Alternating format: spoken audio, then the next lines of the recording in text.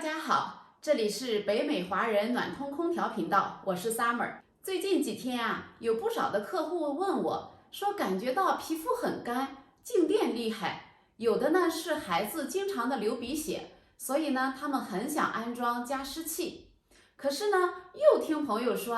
安装了加湿器之后呢，会对我们木质结构的房子，还有呢铁皮制作的暖通的管道有不良的影响。所以呢，感觉到非常的纠结，那跑来问我该怎么办呢？所以呢，今天我就想围绕着上面的问题，跟大家来聊一聊，应该如何看待加湿器的作用，以及为什么要选择中央加湿器。在上一个视频我们说到过，干燥的空气不仅对皮肤、呼吸道等身体的健康有影响，也会对室内的木质地板、家具和墙体的开裂以及静电危害等等问题产生很大的影响。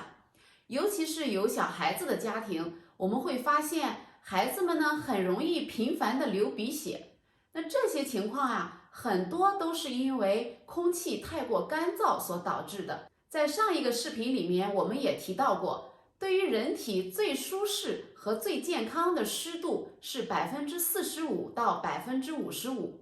然而在加拿大，大部分的地区都属于寒冷的地区，冬季室内的自然湿度一般来讲只有甚至是低于20%的。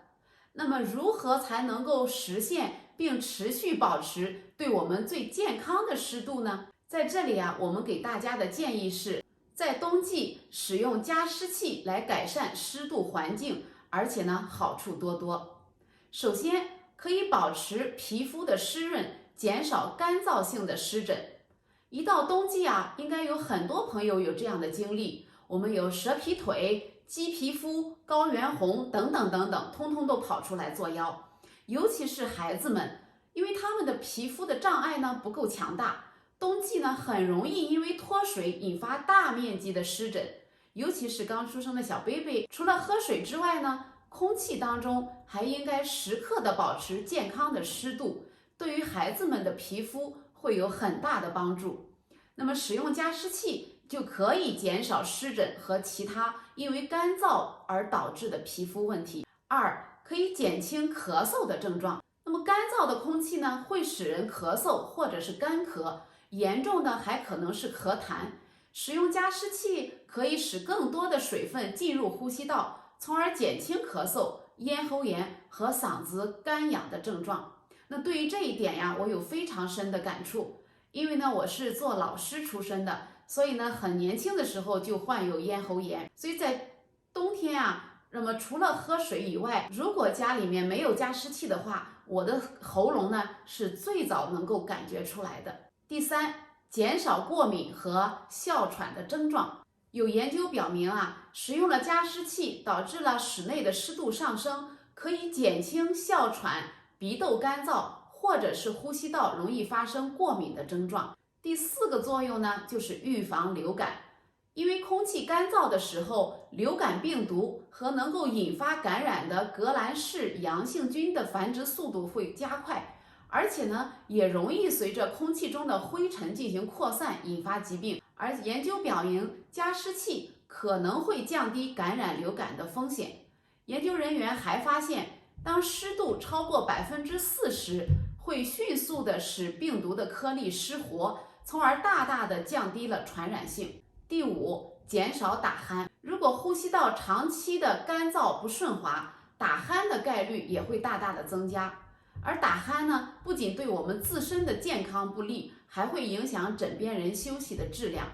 善用加湿器就可以在一定程度上改善打鼾的问题。第六个作用就是延长房屋和家居的使用寿命。用加湿器来维持室内的湿度，可以使得木地板或者是贵重的木质家具的使用寿命可能更长。一定的湿度呢，还可以防止墙皮和贵重乐器开裂和翘曲。那么到这里呢，希望可以解答很多朋友的疑问。加装了加湿器，保持合理的室内的湿度，不仅不会对管道和木质结构的房子还有家具有坏的影响，反而会延长它们的使用寿命。七，可以减少静电的积聚。湿度对于静电的影响是很大的，湿度越大，电荷在潮湿的空气中得不到积聚，自然就不会产生高压放电。所以呢，湿度越大，静电就越少，湿度越小，静电就越大。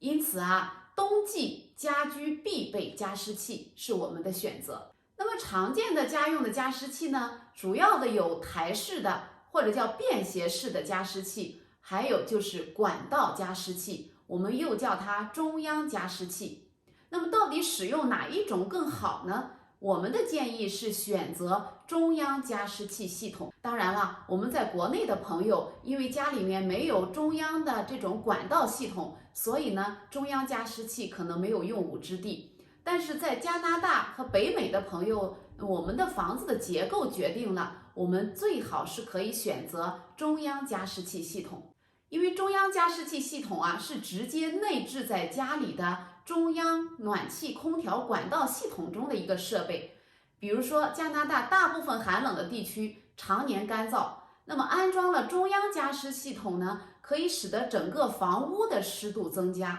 那么具体来说，它是如何发挥作用的呢？首先啊，它可以控制的居住面积很大，可以调节房屋整体的湿度，对于房屋整体和室内的木质结构和家具等等都是最有利的。第二，中央加湿器啊，可以根据我们设定好的湿度进行自动的控制，基本上呢不需要人工的随时调节或者是干预。第三，因为中央加湿器装在暖气炉的通风管道上，那冬天开启，夏天关闭，连接到冷水供水系统，而且呢还可以自动的补水。第四，就是中央加湿器它还可以避免台式加湿器的很多缺点，比如说超声波类的加湿器会将水中所含的矿物质成分都通过震动扩散到空气中，对于家居的地面和敏感的人群的呼吸道不利。台式加湿器呢，